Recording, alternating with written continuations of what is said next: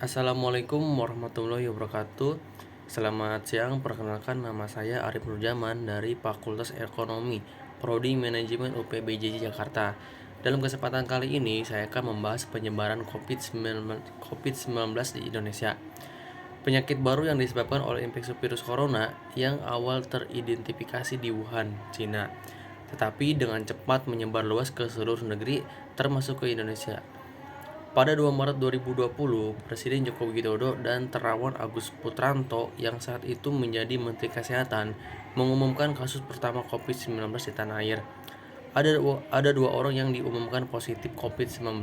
Keduanya sempat kontak dengan warga negara Jepang yang datang ke Indonesia.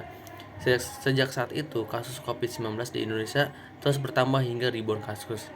Gelombang pertama kasus COVID-19 di Indonesia terjadi pada Januari-Februari 2022. Pada saat itu, kasus COVID-19 harian tertinggi terjadi pada 30 Januari 2020 sebanyak 14.528. Lalu gelombang kedua kasus COVID-19 terjadi di Indonesia pada Juli sampai Juli 2021 akibat varian Delta. Kasus tertinggi terjadi pada 15 Juli 2021 dengan penambahan 56.757 kasus. Selanjutnya gelombang ketiga yang dipicu oleh varian Omicron. Sejauh ini penambahan kasus COVID-19 tertinggi terjadi pada 17 Februari 2022 sebanyak 63.956 kasus. Hingga 2 Maret 2022, total tercatat 5.589.176 kasus konfirmasi COVID-19 di Indonesia. Sementara itu, total kasus sembuh berjumlah 4.944.237 dan kasus meninggal 149.036 kasus.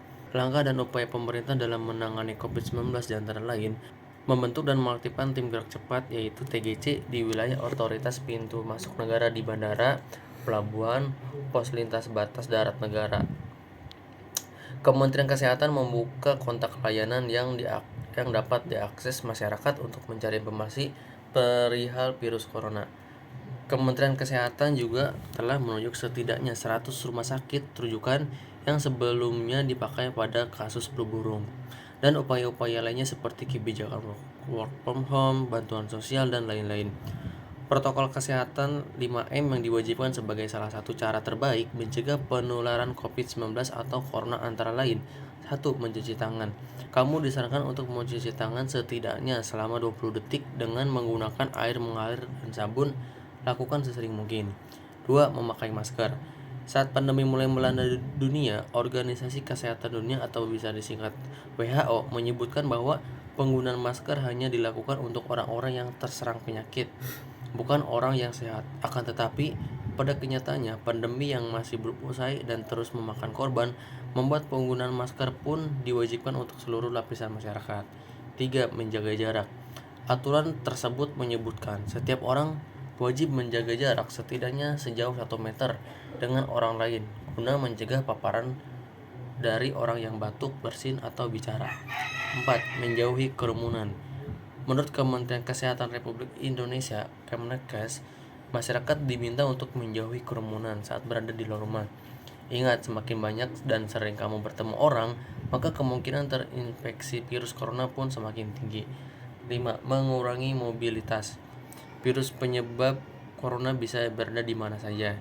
Jadi semakin banyak waktu yang kamu bisa habiskan di luar rumah, maka semakin tinggi pula risiko tubuh terpapar virus jahat ini.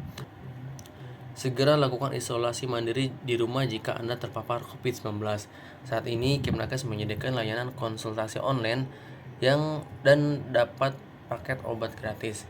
Jika Anda positif COVID-19, Anda dapat mengakses layanan tersebut dengan cara berikut. 1.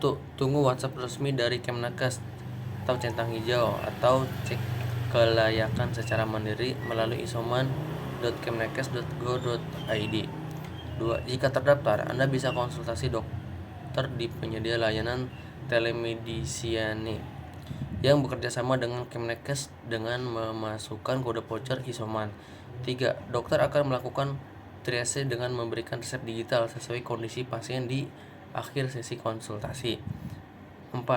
Resep digital dapat ditebus secara gratis dengan mengisi form dan data yang diperlukan di isuman.kemenkes.co.id/tebus resep. 5. Obat dan vitamin akan dikirimkan ke alamat Anda oleh si cepat dari Apotek Kimia Farma. Sekian penjelasan dari saya tentang COVID-19 di Indonesia. Sekian dan terima kasih.